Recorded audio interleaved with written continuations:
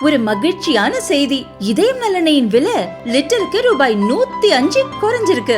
September 2023ல 1 litre இதயம் நல்லெண்ணெயின் அதிகபட்ச விலை ரூபாய் 503. ஆனா இப்ப 1 லிட்டர் இதயம் நல்லெண்ணெயின் விலை ரூபாய் 398 மட்டும்தான் தமிழ்நாட்டுல. அப்ப இனிமே எல்லாரும் இதயம் நல்லெண்ணெய் வாங்கலாம் இல்ல?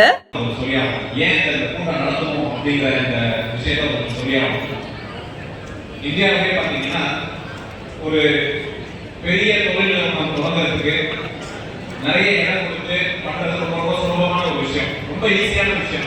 ஏன்னா ஒரே ஆளு, ஒரே இடம், ஒரே கம்பெனி. ஏன் சிறு குறு தொழிலுக்கு இவ்வளவு கஷ்டப்படுறோம்? ஏன் அரசாங்கம் இவ்வளவு முயற்சி இருக்குது? ஏன் நாங்கள் இந்த கூட்டத்தை நடத்துவதற்கு காரணம் ஒன்றே ஒன்றுதான். இந்த இந்த பொருளாதாரம் என்பது நிறைய மக்களுக்கு, கீழ்த்தரப்பட்ட மக்களுக்கு செல்லக்கூடிய ஒரே வாகனம் இந்த சிறு குறு தொழில் தான். ஒரு உதாரணத்துக்கு சொல்லணும்னா, ஒரு சின்ன தொடர் கேட்டுருக்கேன். இங்க வெளியில புதுசா தொழில் கொண்டாடுறாங்க, சால்வ் பண்றது கேட்டாங்க, எத்தனை பேர் நம்ம வேலை செய்யறாங்க அப்படின்னு கேட்டாங்க. எல்லாருமே என்ன சொன்னா, நானே எங்க வீட்டுல இருக்காங்க, எனக்கு 2 பேர் உதவி செய்யறாங்க அப்படின்னு சொன்னாங்க. கிட்டத்தட்ட ஒரு சாதாரண தொழிலா இருந்தாலும் சரி, கிட்டத்தட்ட 4 பேர் வந்து ஒரு தொழில வேலை செய்யறாங்க. இதே ஒரு பெரிய கம்பெனியா இருக்கு, 100 மடங்கு அதிக உற்பத்தி செய்யற கம்பெனியா இருந்தா ஒரு 100 பேர் 150 பேரோ செய்வாங்க. ஆனா சிறு குறு தொழிலா இருக்கவங்க ஒவ்வொரு இடத்துலையும் பாத்தீங்கன்னா 4 பேர் 5 பேர் 6 பேர். இந்த 4 பேர் 5 பேர் 6 பேர் யாருங்க? பக்கத்து வீட்டுல வராங்களா, பக்கத்து தெருவுல வராங்களா? பக்கத்து வீட்டுல இருந்து, தெரிஞ்சவங்க இருந்து, முடியாதவங்க வந்து வேலை செய்யற அந்த தெரிந்த மக்களாக தான் இங்க இருக்காங்க. அதனால இந்த சிறு குறு தொழிலிருந்து அந்த பொருளாதாரம் அடித்தர மக்களுக்கு சென்றடைய வேண்டும் என்கிற அந்த ஒரு நல்ல நோக்கத்தில் தான் இந்த கூட்டம் ஏற்பாடாக இருக்கிறது. ரொம்ப சந்தோஷமா இருந்தது. இங்க தொழில வெற்றி பெற்று அந்த அம்பேத்கர் திட்டத்தில் வெற்றி பெற்ற அந்த திட்டம் சரியாக சென்று கொண்டிருக்கிறது என்று சொன்ன அந்த வெற்றி பெற்ற நபர்களுக்கு பார்த்தா ரொம்ப சந்தோஷமா இருந்தது. சரியான போயிட்டு இருக்கு, அடித்தள மக்கள் அந்த திட்டம் கண்டிப்பா போய் சேர்க்க முடியுது அப்படின்னு. பேங்க் இப்ப இந்த கூட்டத்துக்கு வர முன்னாடி சார், பேங்க் சைட்ல என்ன சார் உங்களுக்கு கஷ்டம்? எங்களுக்கு ஒரு பேங்க் நினைச்சாலே நமக்கு தெரியும், எப்பா என்ன பேப்பர் கேட்பாங்க, என்ன கொலாய்கள் கேட்பாங்க, எப்பா நிலத்தை கொண்டு வா, இதை கொண்டு வான்னு கேட்பாங்க அப்படின்னு நான் கேட்டேன் அந்த சார்கிட்ட.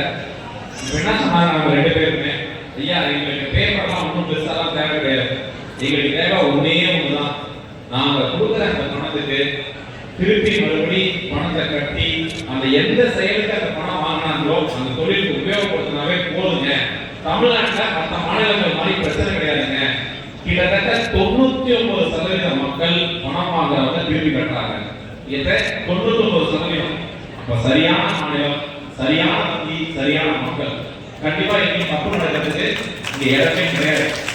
அதனால வங்கிகள் சார்பாக நான் என்ன கேட்கிறேன் அப்படின்னா, உங்கள் கவனையை மறந்தாம செலுத்துங்க. என்ன காரணம்னா, சிவில் அப்படின்னு ஒன்று தெரியும். கடன் வாங்க போது சொல்லுவாங்க, எப்பா சிவில் ரிப்போர்ட் கொண்டு வாங்கப்பா அப்படிம்பாங்க.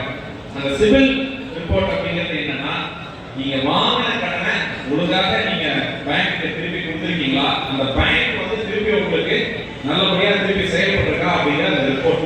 அதனால அந்த சிவில் ரிப்போர்ட்ங்கிறது உங்க கல்வி கடன் எடுத்த காலத்துல ஆரம்பிச்சோம், இல்ல சின்னதா பைக் வாங்குறீங்க அப்படின்னா அன்னையில கூட ஆரம்பிக்கும்.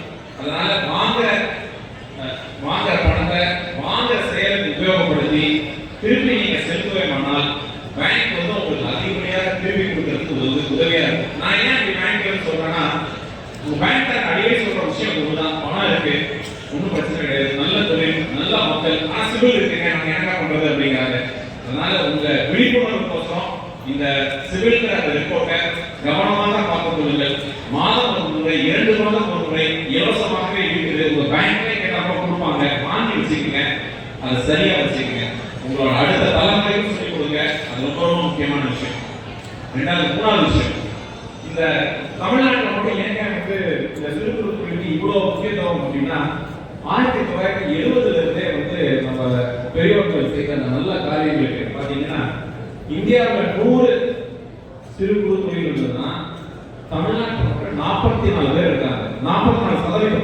அப்ப அதுக்கு அர்த்தம் என்ன அப்படின்னா, இந்த மாதிரி வங்கிகளுக்கு பெரிய முதலாளிகளுக்கு மட்டும் கடன் கொடுக்கறது இல்லாம கீழே அடித்தரப்பட்ட மக்களுக்கு, வாழ்க்கையில முன்னேறமான மக்களுக்கு கடன் கொடுக்கறது ஒரு காரணம் இல்லாம, அந்த ஒரு கம்பெனி ஏதாவது கஷ்டத்துல போறதா பேங்க் கஷ்டத்துல போயிடும். ஆனா நம்ம ஊர்ல அப்படி கிடையாது. 99% சிறு குறு தொழில் பேங்க் நல்லா வச்சிருக்காங்க, அவங்களும் நல்லா இருக்காங்க. அதனால இந்த நிறைய நல்ல திட்டங்கள் இருக்கிற மாநிலம் தமிழ்நாடு. முதல்வர் அவர்கள் ஒவ்வொரு தடவையும் சொல்றாங்க, அடித்தர மக்களுக்கு எல்லா திட்டமும் கொண்டு போய் சேர்க்கணும். இங்க நிறைய தாய்மார்கள் இருக்காங்க. தாய்மார் மாநிலங்களுக்கு உண்டான திட்டம் வந்து அதிகப்படியான பணம் வங்கிகள் வந்து தமிழக மக்களுக்கும் தமிழக மகளிருக்கு தான் கொடுத்துருக்காங்க. இந்தியாவிலே அதுவும் தமிழ்நாடு தான். அதனால இந்த மாதிரி நல்ல திட்டங்கள் வெறும் நம்ம நீங்க பாத்தீங்க, நீங்க டென்டல் கிளினிக்கா வச்சாலும் சரி, கிட்டத்தட்ட 1 கோடி ரூபாய் மேல ஆகும். 10 லட்சத்துல ஆரம்பிச்சு 1 கோடி ரூபாய் வரைக்கும் போகும். முதல் தவணையிலேயே 1 கோடி கொடுக்கறதுங்கிறது இந்தியாவில் வேற எந்த மாநிலத்திலும் கொடுக்க மாட்டாங்க. மகாராஷ்டிரால பாம்பேல வேணா கொடுக்காமலே அடுத்த தமிழ்நாடு தான். தமிழ்நாட்டை பாம்பேல கூட பாத்தீங்கன்னா மகாராஷ்டிரால பாம்பேல கூட தான் கொடுக்க முடியும். ஆனா தமிழ்நாட்டில் வந்து சென்னையில கொடுக்க முடியும், திருச்சியில கொடுக்க முடியும், கோயம்புத்தூர், மதுரை, திருநெல்வேலி அத்தனை இடத்துலையும் கொடுக்க முடியும். ஏன்னா பறந்துருக்கு அந்த வளர்ச்சி வந்து இந்த தமிழ்நாட்டில் இருக்கு. சென்னை மட்டும் வளரல, அடுத்த ஊருக்குள்ள இருந்து அடுத்த அந்த பேங்க் நல்லா இருக்கு. நான் சொல்லிக் கொள்வதெல்லாம் உண்மை என்பதா தொழில் தொடங்குறதுக்கு இருக்கிற இத்தனை விஷயம் ஏன் சொல்றேன் அப்படின்னா, கண்டிப்பா தொழில் செய்யுங்க. தொழில் கண்டிப்பா செஞ்சே ஆகணும். தொழில் ஏன் நான் இவ்வளவு தூரம் வேகமா சொல்றேன் அப்படின்னா, நீங்க கிட்டத்தட்ட 65% உற்பத்தி, அதாவது நம்ம தமிழ்நாடு வந்து ஒரு வருஷத்துக்கு 100 ரூபாய் சம்பாதிக்குது, 100 ரூபாய் உங்களால செயலால சம்பாதிக்குதுன்னா 65% தொழில்னால சம்பாதிக்கிற பணம், 35% விவசாயத்தினால வர பணம்.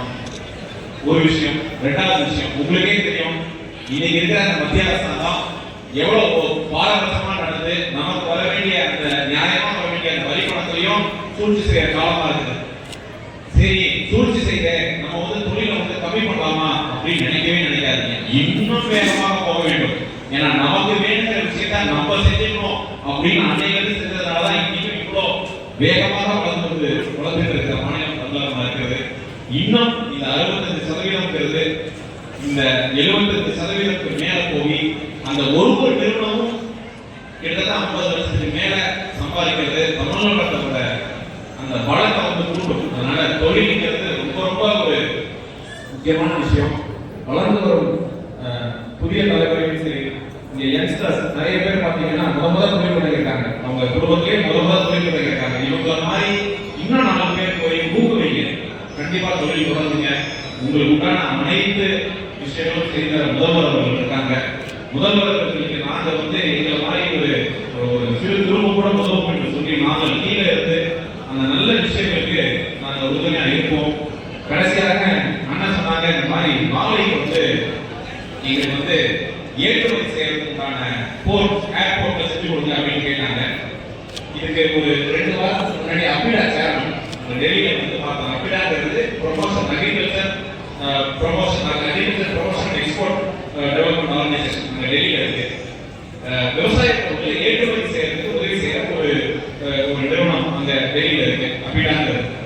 அப்பிடால கேட்கும்போது அவர் சொன்னாரு, சார் தமிழ்நாட்டில் மட்டும்தான் சார் இவ்வளோ அழகா எல்லா விஷயத்துக்கும் இடம் கொடுத்து பொருள் கொடுத்து நீங்க நேரத்தை கொடுத்து ஏற்றுமதி செய்யறதுக்கு இடம் கொடுக்குறீங்க. கண்டிப்பாக நாங்கள் வருவோம் அப்படின்னு சொல்லியிருக்காங்க. அதனால நான் கேட்டுக்கொண்டதுக்கு பேரு 2 இடம் கொடுத்தேன். திருச்சியில ஒரு கொடுத்தேன், நான் கேட்டுக்கொண்டேன் திருச்சியில ஒரு பண்ணுங்க சார். இல்லாட்டா புகழூர்ல எங்க டிவி இருக்கு, அக்ரிகல்ச்சர் யூனிவர்சிட்டி இருக்கு, எல்லா விவசாயிகளுக்கும் ரொம்ப பயனுள்ளதாக இருக்கும் என்று சொல்லி அவங்க கண்டிப்பா மேம்பேரம் போல வந்து கண்டிப்பா இங்க விளையாண்டுருக்காங்க. அந்த ஏற்றுமதி செய்யறதுக்கான விஷயம் வந்து நீங்க புரிஞ்சுக்கங்க.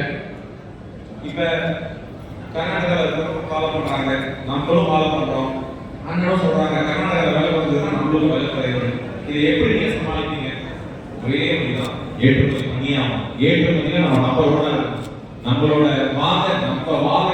பொருளை வாங்குறவங்க இந்த தமிழ்நாடு இல்லாம வெளியில சிங்கப்பூரா இருக்கட்டும், மலேசியா இருக்கட்டும், அந்த மாதிரி இடத்துல நம்மளோட தொழிலை பலப்படுத்தினா நமக்கு தேவையான விலை மட்டும் இல்லாம நம்ம உறுதியாக சம்பாதிக்க முடியும். அதனால அப்படின்னா ஏற்றுமதியில கவனம் செலுத்துங்க.